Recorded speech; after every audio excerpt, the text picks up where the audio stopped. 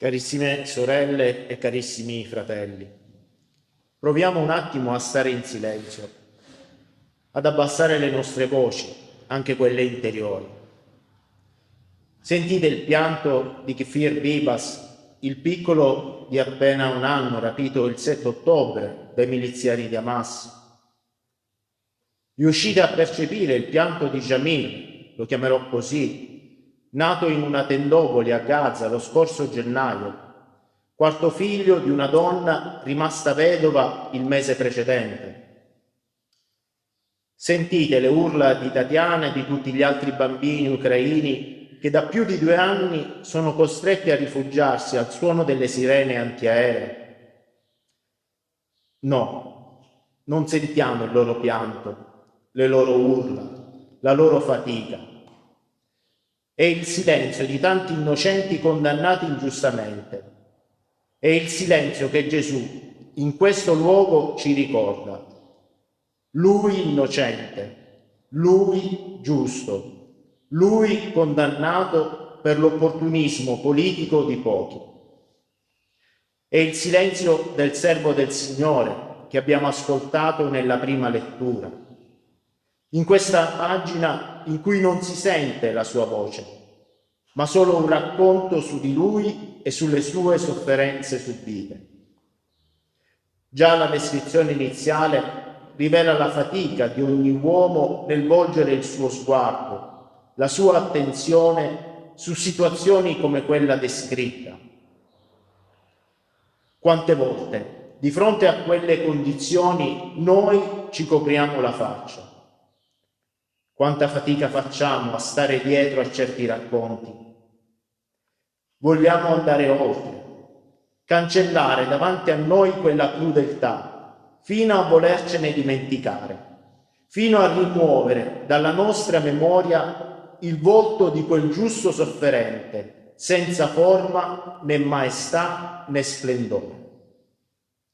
Eppure quest'uomo dal quale vogliamo prendere le distanze è legato a noi. Il testo ci parla di nostre sofferenze, nostri dolori, nostre colpe, nostri peccati, ma anche di nostra salvezza e nostra guarigione. Il profeta ci mette in guardia dal pensare che la condanna di un innocente, che la pena degli ultimi e degli indifesi non ci riguarda. Non possiamo voltarci dall'altra parte. Non possiamo far finta di nulla, avvallando atteggiamenti di omertà che tendono a nascondere e ad occultare il male intorno a noi. La storia in fondo ce lo ha insegnato più volte. Quando gli uomini e le donne fanno finta di non vedere l'ingiusta condanna dell'innocente, la deportazione forzata dell'indifeso, la migrazione senza speranza da guerre, carestie, ne nasce solo dolore, sofferenza e morte. Di quel servo sofferente Isaia per ben 2 volte sottolinea che non apriva la sua bocca. Durante tutti i maltrattamenti subiti, l'umiliazione ricevuta, egli agisce come un muto, uno che non può parlare, anzi, nel suo caso come uno che decide di non parlare. Perché questo silenzio? Perché non ribadire la propria innocenza? Perché non gridarla al mondo? Credo che possiamo leggere tale silenzio da 2 prospettive contrapposte tra di loro, ma accomunate dal senso di impotenza di fronte al dilagare di una violenza così inaudita. Da un lato il silenzio può essere rassegnazione, rinuncia ad ogni lotta, ad ogni pretesa di giustizia. Dall'altro, questo silenzio è consapevolezza di una giustizia più grande, di una protezione e di una custodia da parte di Dio. La certezza che quanto più ci si mette nelle mani di Dio, tanto più sarà capace di compiere la sua volontà e di realizzare la sua salvezza. Il segno di questa salvezza è descritto nel Vangelo per mezzo di quella iscrizione su cui si sofferma Giovanni. Gesù, il Nazareno, il Re dei Giudei. Pilato avrebbe potuto scrivere che Gesù era un malfattore, secondo l'accusa dei capi dei Giudei. Invece decide di incidere su quella tavoletta ciò che egli in prima persona ha riconosciuto in Gesù, quel titolo con il quale lo aveva presentato alla folla. Pilato, infatti, nei suoi dialoghi con Gesù non lo chiama mai per nome, ma si rivolge a lui come il Re dei Giudei e lo indica ai Giudei in questo modo. Ma quando poi Pilato chiede a Gesù di dove sei tu, non riceve da lui alcuna risposta. Nei suoi dialoghi con Gesù, Pilato percepisce tutta l'autorevolezza di quel condannato e riassume in quell'iscrizione ciò che di Gesù ha compreso. Pilato, giudice di quel processo, massima autorità dell'impero nella Gerusalemme di quel tempo, esprime in qualche modo il suo verdetto. 4 semplici parole, in ebraico, latino e greco, per dichiarare Gesù re del suo popolo anche dalla croce. Yehoshua Hanoziri Melech HaYehudim, perché anche i giudei potessero riconoscere chi era Gesù. Nonostante il rifiuto loro e nostro, Gesù è e rimane il Re della nostra esistenza. Nonostante il loro e il nostro rifiuto, in quel volto sofferente siamo chiamati a riconoscere colui che ha preso su di sé i nostri peccati.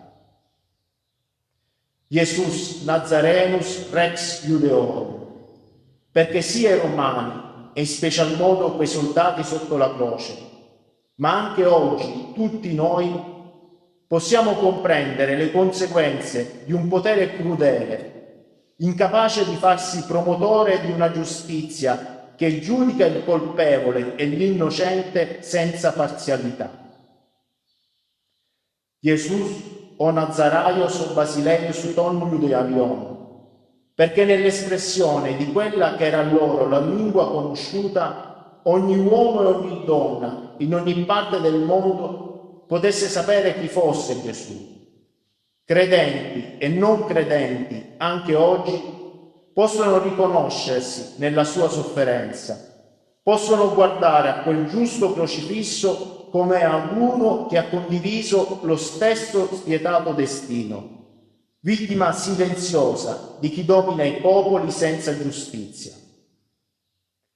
Davanti al silenzio di Gesù, dalla croce, quella scritta parla, urla, grida forte ciò che quegli uomini non hanno voluto vedere prima. Quella scritta dà fastidio ai capi dei giudei, che tornano da Pilato a chiedere che la cambi. Quella scritta dà fastidio a noi, perché ci ricorda che a volte agiamo come Pilato davanti agli innocenti oppressi dei nostri giorni. E come il procuratore romano ci giriamo dall'altra parte. Quella scritta ci dà fastidio perché come i capi dei giudei a volte inventiamo scuse per non soccorrere le vittime innocenti dei nostri tempi. Non possiamo accogliere tutti. Si sono messi in mare in condizioni pericolose sapendo a cosa andavano incontro. Sono di carico residuale. Così un ministro di un paese occidentale definì i migranti fermi su una nave.